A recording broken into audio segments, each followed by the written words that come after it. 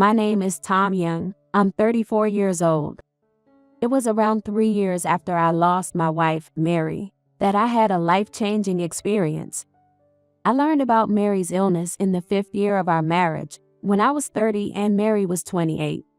Sometimes, when I returned home from work, Mary wasn't there. I never imagined that she was going to the hospital. It seems to be breast cancer. There's no other choice but surgery. Mary suddenly told me one day. I was so shocked that I lost my words. Her unusual cheerful voice, despite her typical quiet and submissive nature, still echoes in my ears. 1 month after Mary's confession, a total mastectomy was performed. I'm sorry, for having such a flat chest now. Mary muttered apologetically, trying to hide her fresh surgical scars. It doesn't matter, you're still married, right? Yeah, I know, but Mary is still here with me. That alone was enough for me. All I wanted was for us to be together until we became old, like grandparents. I believe Mary felt the same way. But our wish was not to be fulfilled. 3 months after her first surgery, Mary's breast cancer recurred. Then came the lymph node metastasis. Shortly after, her condition rapidly worsened, and a year into her battle, Mary passed away, heading to heaven. I met Mary at the company where I started working after graduating from college. She was beautiful, yet modest and graceful. If anything, being too quiet was her only flaw. I loved everything about Mary. I'm sorry, Tom, for getting sick like this. It's not your fault, Mary. I'm sorry for leaving you alone. What are you talking about? Yeah, I was happy being with you, Tom. Mary. Thank you. That was my last conversation with Mary. Did she understand? I wonder. Having Mary by my side, I can't express how fulfilling each day was. But I never managed to convey my true feelings to her. But to you, Mary, whom I loved so much, I have just one complaint. I wish you could have lived a little longer. After losing Mary, I was like a rag, utterly devastated. Left all alone, I didn't know how to live on. Night after night, I couldn't sleep properly, and I could hardly swallow any food. Yet, I still felt hungry. I got angry with myself for feeling this way and felt guilty. I had no motivation to do anything, and my room was littered with trash. The disordered mood gradually begins to show up in one's clothes and is also noticed in the workplace. Mistakes became more frequent in tasks I had to perform diligently. Then I started to lose clarity on whether I wanted to change my current state or not. Perhaps it would be easier to just let things be and see where I end up. That was what I thought one particular day. On my way back from the office, it started to rain. I had a folding umbrella in my bag, but I didn't feel like taking it out. Standing in the rain, I just stared at my bag. Then suddenly, the rain stopped. No, it was just my perception. The rain wasn't falling around me alone. Someone had held an umbrella over me. Are you okay? I heard someone ask. I slowly turned my face towards the direction of the voice. Oh. I involuntarily caught my breath. It was Mary who had held the umbrella over me. Are you feeling unwell somewhere? Mary was asking me. But why was she acting like a stranger? Mary, where have you been all this time? What are you talking about? Mary, you really weren't dead after all. I grasped Mary's hands. Startled, she tried to shake off my hands. Please, stop it. What's wrong, Mary?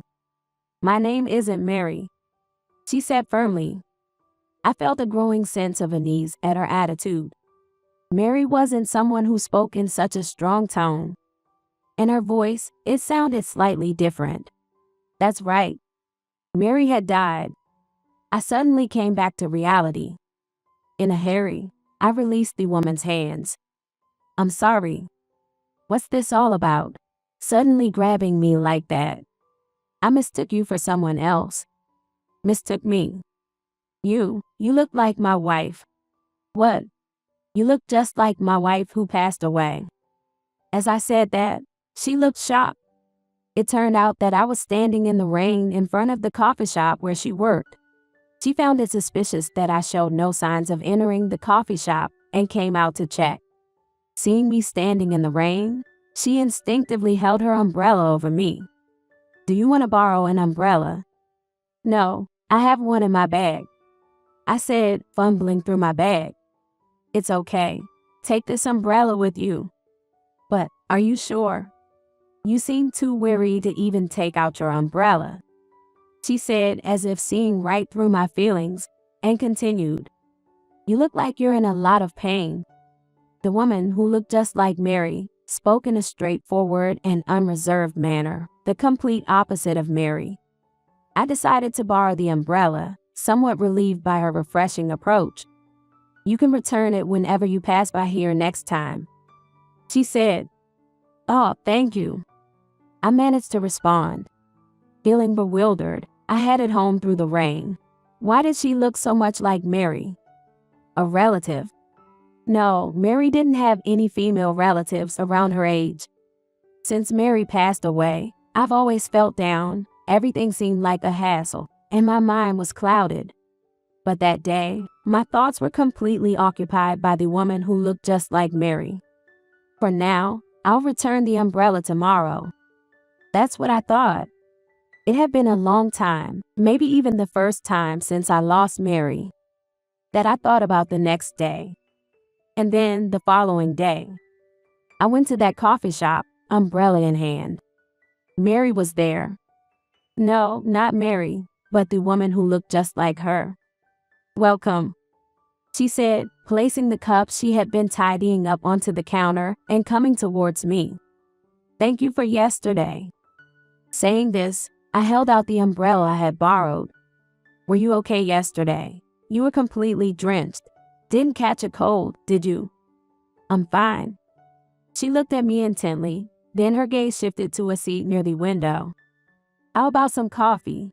It's a specialty of this shop." Hearing her offer, I thought I should contribute to the shop sales in some way as a gesture of thanks for the umbrella. "Yes, I'll have some." I said this and headed to the table she pointed out. The interior of the shop was calming, furnished with wooden decor. With a light creaking sound, I sat down on the chair. After a while, she brought over the coffee. "There are no other customers right now. May I join you?" I was taken aback, but slowly nodded. As she sat across from me, I felt as if Mary was there with me. Even though I knew it was an illusion, I couldn't calm the pounding in my chest. We engaged in casual conversation. She mentioned that she recently inherited the coffee shop from her grandfather. She still relies a lot on other staff members, she admitted, but she smiled as she talked about her love for the coffee handed down from her grandfather, eager to keep serving it. Mary preferred tea over coffee. This woman is not Mary. I thought this while listening to her. Still, I found myself visiting that coffee shop frequently. The woman, named Haruka Sato, seemed to always be concerned about me, and every time I visited, she would be there to talk with me. "You know, you had such a lifeless look on your face," she said. Did I really look like that? Before I knew it, we had become comfortable enough to have casual conversations. "Yes, when we first met, I was shocked when you suddenly grabbed my hand, but I just couldn't leave you alone." Haruka spoke frankly, but was a very considerate woman. Haruka possessed a kindness different from Mary's gentle nature. Visiting the coffee shop and talking with Haruka became my only source of joy. Gradually, I felt myself moving away from the days spent dwelling on Mary. In reality, thanks to Haruka, I was slowly regaining my grip on reality. I even started to pay attention to my appearance again. My work mistakes decreased. Most importantly, I started having more nights of sound sleep, and my appetite returned. Sometimes, I would have a light dinner at Haruka's coffee shop on my way home from work. I noticed Haruka sitting across from me, often looking at me with an expression as if she wanted to convey something. I wonder what it could be. Is this sympathy? Does she want to save a pitiable man like me, who lost his wife, out of a spirit of philanthropy? About half a year had passed since I met Haruka. As usual, she sat across from me and said, "The you now is completely different from when we first met." "Really?" "Yes, you've become very charming." "Charming?" "Yes. Well, I thought you were a bit handsome from the beginning." Perhaps it was my imagination, but Haruka's cheeks seemed to blush slightly, and she looked at me with an upward glance. "Really, you thought so?" "Yes. Otherwise, I wouldn't have thought of talking to you." Feeling a bit embarrassed, I changed the subject. "Was I really that different back then?" "You were incredibly down. It was like you were carrying all the sorrows of the world on your shoulders. I just felt so sorry for you," she said. "Pity, huh?" "Yes. I thought I had to help you." "Well, yes. In the end, I was drawn to you." Startled by Haruka's sudden confession, I nearly dropped my coffee cup, clattering it loudly against the saucer. Stunned, I just stared at Haruka. I never expected this, that Haruka had been thinking of me in that way. Seeing my reaction, she shyly averted her gaze before looking straight at me and said, "Would you consider dating me?" As she spoke, Haruka's ears turned visibly red. Oh. I was taken aback, at a loss for words. "Is it a no?" "No, it's not that. It's just that I still have Mary." Mary's name had slipped out of my mouth. "Mary, your late wife who looked like me?" "Yes, different personalities, but..." "So I'm not good enough because I'm not her?" "That's not it at all." I blurted out my true feelings and then averted my gaze from Haruka. I had been gradually realizing that I was starting to like Haruka. I kept asking myself, am I attracted to Haruka because she looks like Mary? Am I attracted to Haruka because she looks like Mary? If that were the case, it would be disrespectful to both Mary and Haruka. I loved Mary. I still love her. I didn't just love Mary for her appearance. And now, it's not just Haruka's face or looks that I've fallen for. Honestly, I'm drawn to you, but I still can't forget Mary. "You don't need to forget Mary," Haruka replied. Haruka said in a calm voice, "I can't betray Mary." I raised my voice unintentionally. Haruka momentarily showed a complex expression at my words. Then, after taking a deep breath, she looked straight into my face and spoke. "I think it's a wonderful coincidence that I look like Mary. If it weren't for that, we wouldn't be talking like this."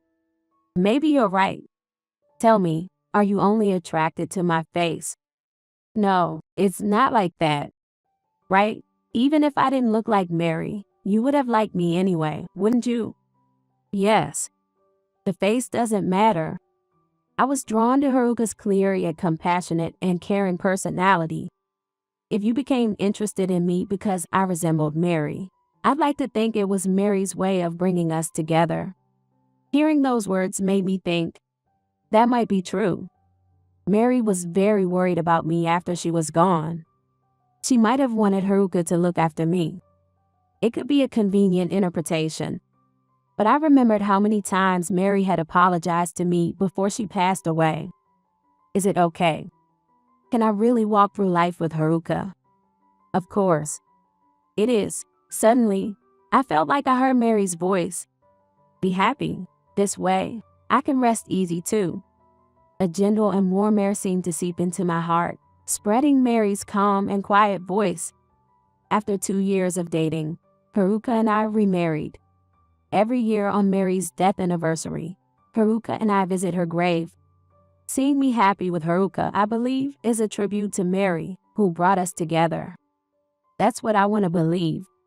Thank you, Mary. I am living happily. And I believe Mary is also spending peaceful and content days.